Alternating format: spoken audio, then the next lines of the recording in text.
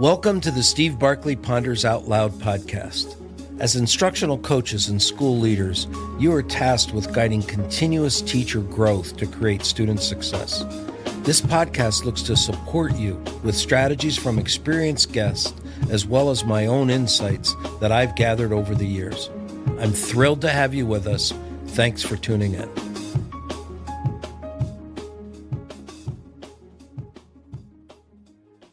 Finding awe while learning. While I've been involved in writing a chapter for a book about awe in learning, I heard about a great experience generated by a group of middle school students in Grand Island, New York, and their teachers. Their superintendent posted about their work with a note that said the students were learning with heart and leading with purpose. As you hear their story, consider where these elements of awe connect. Awe occurs when we experience something much larger than ourselves. Awe leads to the need to reframe one's understanding of the world. Awe often brings forth emotions of humility, gratitude, and compassion. And lastly, awe is linked to prosocial behavior. People are more likely to help each other after experiencing awe. I'm excited to have Lora Randles, an ELA middle school teacher, and her students, Fiona and Logan, sharing their stories with us today on the podcast. Welcome, folks, and thanks so much for joining us. Hi, thanks for having us. Lora, you shared with me earlier that this unit built around the book, A Long Walk to Water, has been part of your instruction at the school for a few years. Would you share with us how it was selected and what you've learned about the power of the book across the years with students? So it was about 16 years ago, and New York State had just started implementing this new curriculum. And one of the books in their curriculum, they called them modules, and they were leaning towards these 4 modules. And one of the books in a module was A Long Walk to Water. And I had never read the book before, but as I began delving into these new standards, I started by reading the book. And if you want to talk about an awe moment as an educator, it's actually sitting at a staff development. Probably should have been paying more attention to the speaker, but got caught up in this book, which is a appropriate middle school level. So I ended up finishing it in that setting and thinking to myself, I don't love the module that New York State's prepared, but this book's a keeper. And I knew from that moment on that this book was going to be both changing in my life as an educator, but also for the lives of my students. But what it did is just so much more than I could have ever anticipated, this impact that it's had on them and me personally in my life as well. Logan, as you read the book, what impact did it have on you? When I was reading the book, it was just very wild to think that kids my age were going through that stuff. And I just I go to school, I go home, I have fun. Well, and kids over in South Sudan were running from wars and stuff, and it was really wild to think about. But just hearing Salva's story was so impactful. He's just such a powerful person. He came from being in war, being in this war-set environment, to now helping everyone in South Sudan and those places without water. And it's just super changing of what he's done. Fiona, talk about a piece that especially caught your attention. Just how lucky we are to have running power and electricity and heat and water and air conditioning, because it never really occurred to me how lucky we are, because these kids have to go and get a bucket and fetch water every single day for their village. And even when they go and walk the entire day to get the water, it's filled with harmful bacteria and sicknesses. And so that's just a really big struggle. And I didn't really like realize how lucky we are to have clean water and fresh water, and that we don't have to spend our entire day walking to get water that's just filled with bacteria and that's going to make us sick anyways. Lora, what led to the move from reading the book to the decision to engage in the Water for South Sudan project? Well, I feel like I would be amiss if I didn't say a little bit about the book. Yeah, please. Okay. So the book itself was written by Linda Sue Park. Selva is a true person. He was a Sudanese refugee who became known as the Lost Boys back in the 80s when these boys from South Sudan were relocated to America. They began their lives here. And as Logan said, Selva has now dedicated his life to bring water back to the people of his original country. So reading the book, Selva as a real person, Linda, and he speaks at like engagements, church, civic organizations, schools, and he had to gather a lot of money to get his project started. So it just so happened that Newbery winning author Linda Sue Park was in the audience at a church in Rochester when Selva was speaking. And she was so moved by his story that she decided she wanted to write a biography about him. But she wanted to write it for middle school students, as that was Selva's age when his journey began. So as Selva gets separated from his family at about 11 years old, he flees to what they call in Africa the bush, only to never return home. And Selva travels for 11 years over thousands of miles of the wild trek of Africa, swamplands, areas inhabited by dangerous lions, crossing rivers full of crocodiles, to different refugee camps, only to find life there not as much better than just his survival in the wild. When the United States found out that this was happening in other countries around the world, they started to bring these Sudanese refugee kids over to America. But they couldn't have been a soldier. They had to be orphans.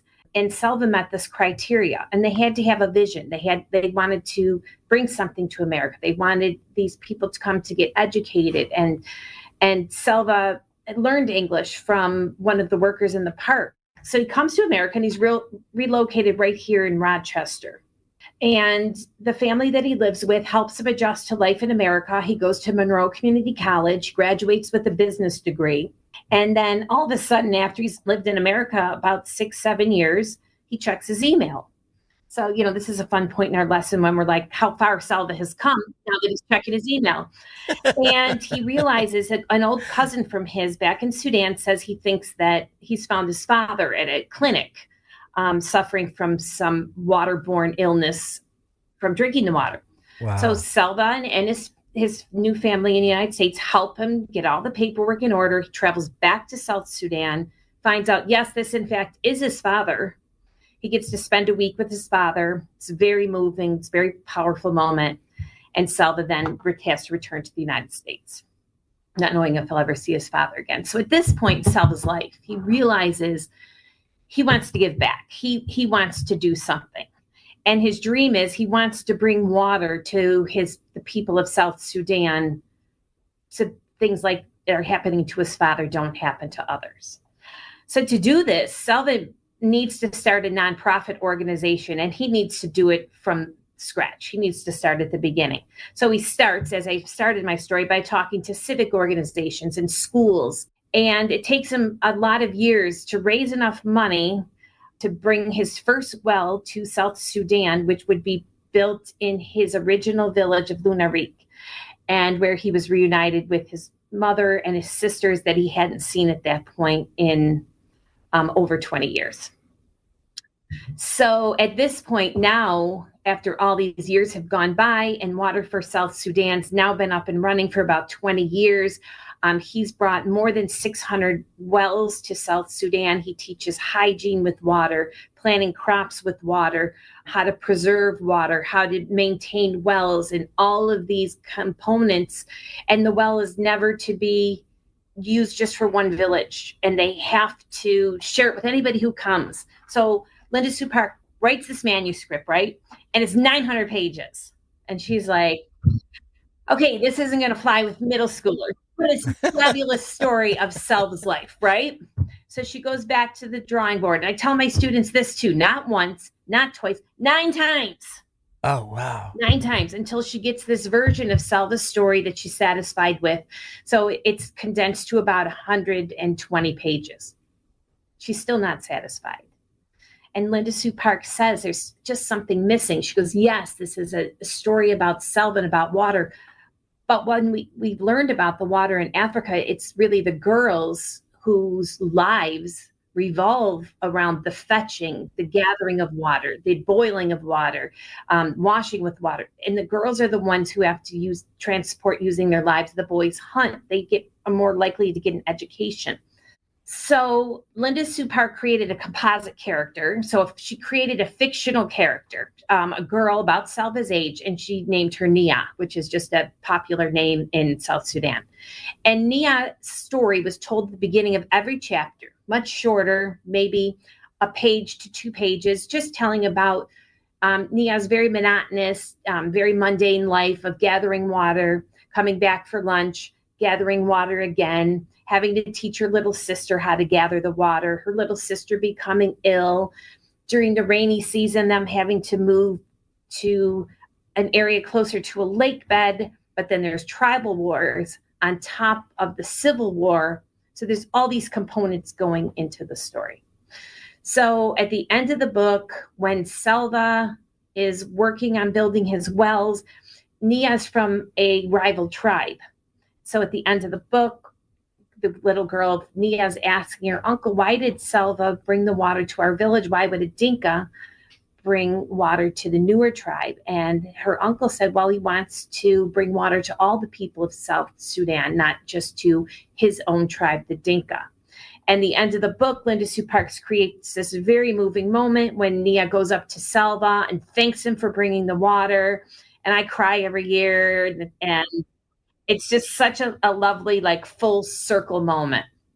And at this point, these kids are engaged. They're engaged in Nia's story. Even though it's fictional, they can relate to this arduous task of having to gather water day in and day out. And they see what Selva has done in the world to make a difference. And so that is the story of why Linda Sue Park wrote the book. Now, her and Selva are very close. They do speaking engagements together. Prior to these students I have with me today, Logan and Fiona, I've actually taken a group of students that we were able to see Linda Sue Park and Selva together and talking about the creation of the book.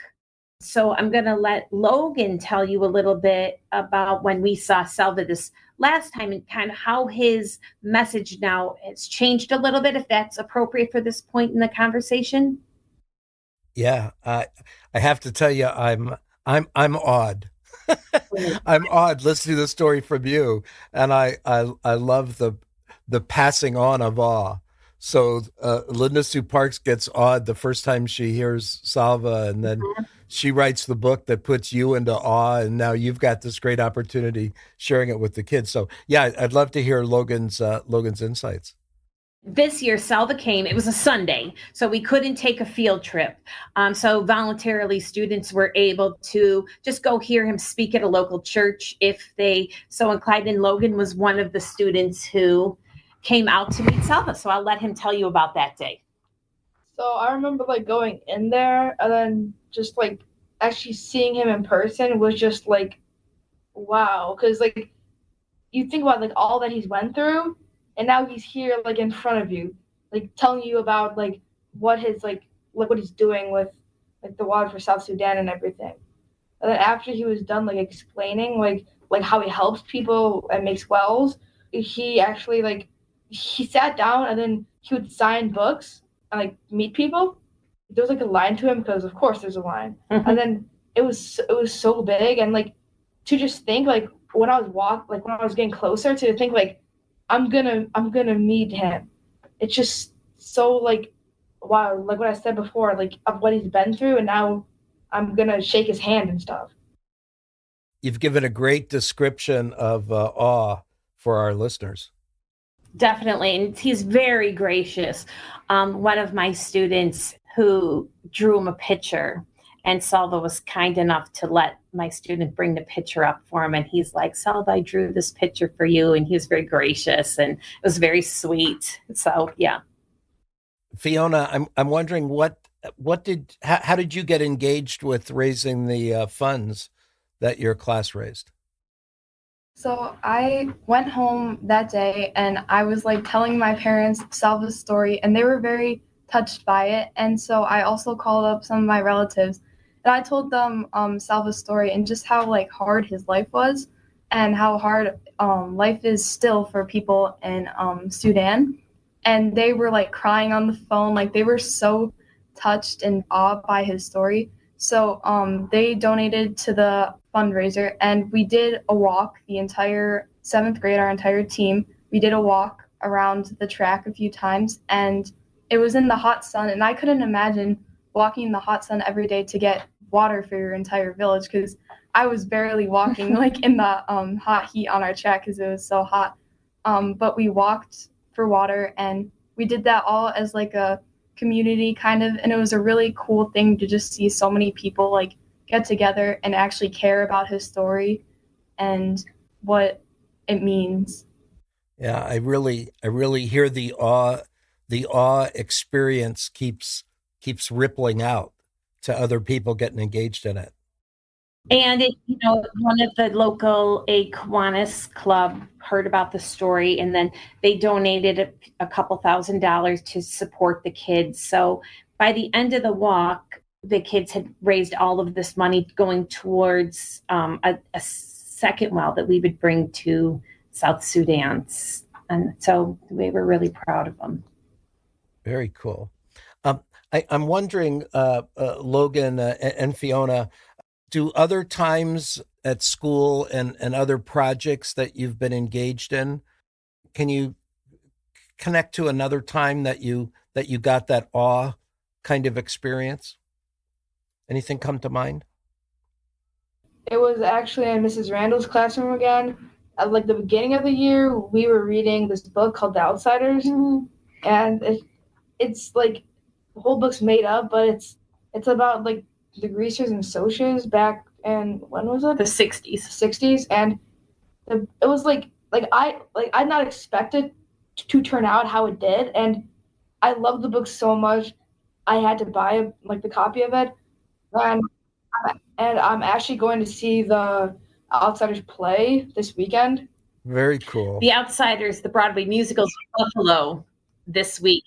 Days. Oh wow! So the Outsiders book, I'll let Fiona tell you a little about it, but it's just a great novel in not kind of judging a book by its cover. It's these really poor, like beat up looking kids, and like the rich, popular kids, kind of taunt them and jump them and things, and it's just a really great book for the kids as well. Fiona, I'm wondering what words of advice you might offer to teachers as well as students about the opportunities to be engaged in those kinds of learning experiences that create awe. Just that, like, it's very important to like learn about other people's stories and points of view, because you don't really know what others are going through, because you can't really tell until you read about it or they tell you about it. So I feel like reading a story about somebody else's life, like, it doesn't even have to be a long walk to water, like another book about somebody's struggles during like a hard time or some event in history can like really help you like open your eyes and kind of see what's going on in the world around you and what happened in the world around you. And it can kind of make us like learn from that and move on from that. And I know in 8th grade you're going to read Diary of Anne Frank, so that might be impactful to you. Yeah, for sure. For sure. Fiona, I want to tell you, you just gave a great description that matches what the researchers are writing about awe, and that it gives you a perspective of the world around you that you didn't have before, and you clearly labeled that. Logan, any words of advice to teachers and students about these kinds of learning opportunities? I mean, like some of like the most important things with teachers is like the teachers have to like they cannot just read the book and be done with it. They have to like incorporate some of the book with their classes, and they have to actually make the book fun. Because during a long walk to water, when we first started reading it, or we walked around the school with like holding like a water jug while walking. So that was so like that just like into like the book, and we also made these like hay boat, like these hay canoe things, which it's like taking that stuff from the book and kind of turning it into something that you could do in class. Just makes like learning about it so much better. So you're not just sitting there bored out of your mind. You get to actually like not experience it, but like kind of experience it. Well, Logan and Fiona, I can tell you the two of you are ready to do a workshop for teachers. I'll Definitely. uh, I'll look Some I'll good ones. I'll look to sign you up, and I'll tell you this: you're giving your teacher awe as she gets to listen to you, because I can sit here and watch it happening on the screen. Lori, I'm just wondering any closing thoughts of advice you'd give to teachers about stepping into these kinds of opportunities. Well, I feel like that this book really speaks for yourself itself, and it touches a lot of people. Taking that little extra step and connecting with waterforsouthsudan.org. They give a lot of educational opportunities, and they provide a lot of different ways for educators. So whether it be a walk for water, they have a literal walk for water, sorry. They have what's called the Iron Draft Challenge. So schools are able to raise funds, and if you raise a certain amount, you can win a visit with Selva, or you can win a visit with Linda Sue Park. So they offer incentives because of the popularity of the book is really been the success of waterforsouthsudan.org. And then they give other ideas just for curriculum, and they also give different ideas for fundraisers for kids to try to help, even if kids are, I mean, our fundraisers turned into something school-wide and something rather big. But even if it's a small fundraiser where students are raising $20, it's still showing the students the power of giving, the power of that they are able to do something. That this doesn't have to happen. This is what's happening in the world, and they can do it, and they can make a difference. And I tell them this story. I'm Selva's age exactly. So while I'm teaching the story, I refer to Selva as 11-year-old, and he's escaping in the bush and running for his life and finding water, finding food, hiding from soldiers, trying not to get kidnapped. So he has to fight. And I went to middle school like them. And the next years, when Selva lived in a refugee camp, I went to high school where they're going to go. And I tell them this is the year that, do you remember the song We Are the World? Mm-hmm. We Are the World gets released. So at this point, it was directly talking about the children of Ethiopia. But as middle school students ourselves, we didn't know that there was a crisis in Africa, the same as these kids. And it wasn't until that time in my life that I realized that there are people in the world that don't have food, that don't have water. Just from this song, We Are the World, that brought a lot of awareness. So I feel like the book brings a lot of awareness. The organization Water for South Sudan, it's not just fundraising. When you're walking around with a t-shirt on, you're bringing awareness to these causes that are bigger than you, and things that, humble you and make you really appreciate what you have and the life that you've been given. You've just labeled awe. Bigger than you. Yeah. Appreciate. It's very, very powerful.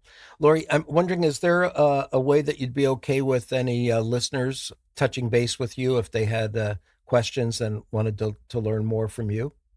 Sure, of course. They could email me right at my school email address, which is just my full name.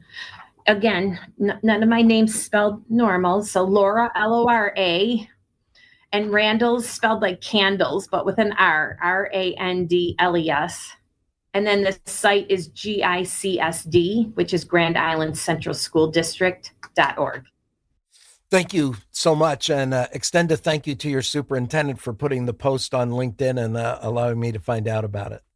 I will. Thank you so much. Thanks for listening, folks. I'd love to hear what you're pondering. You can find me on Twitter or LinkedIn at Steve Barkley, or send me your questions and find my videos and blogs at barkleypd.com.